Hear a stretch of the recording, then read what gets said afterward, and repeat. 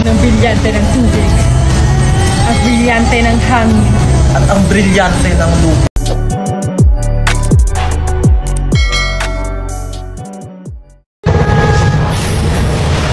Sumusobra na si Blythe.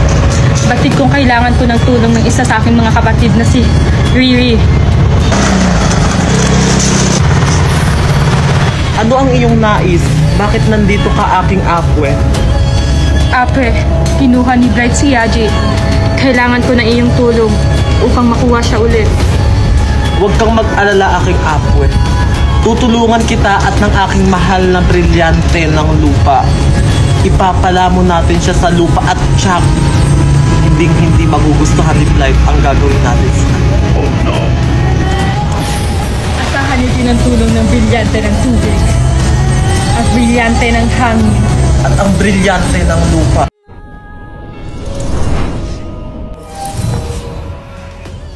Ano kailangan mo?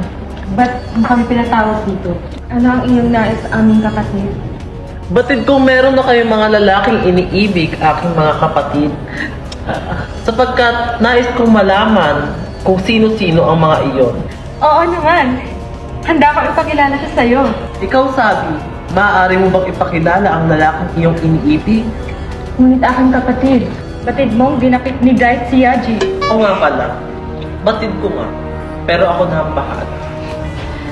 Magtiwala kayo sa akin. Maaasahan ka talaga, kapatid. Sige, kapatid, pupuntahan ko muna ang aking minamahal. Ako din, kapatid, may gagawin din muna ako. Mag-iingat kayo.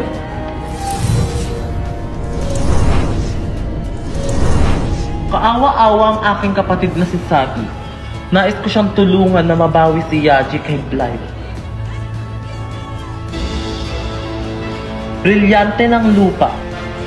Maaari mo ba akong pagbigyan sa aking kilig? Gusto kong mabawi si Yaji kay Blythe. Kaya naman, meron akong isang kahilingan sa'yo. Gusto kong maging isang kawangis ng isang kuting na kulay puti. Maraming salamat, aking brilyante, dahil pinagbigyan mo ang aking kahilingan. Ngunit ang aking misyon ay ang mahanap si Yaji upang maibalik sa aking kapatid na si Sabi. Asan ka na ba kasi, Yaji? Dahil ang hirap may apat na paa at ang init ng mga balahip. Kaya galing tong pasneyang. Kaya ka ba? Bitawad mo. Kakaibang yung wangis. Napaka-cute. Cute talaga ako kumpara sa'yo. Hindi. Pasnaya ka din. Saan mo din ang si Yaji? Hindi ko sasabihin sa'yo.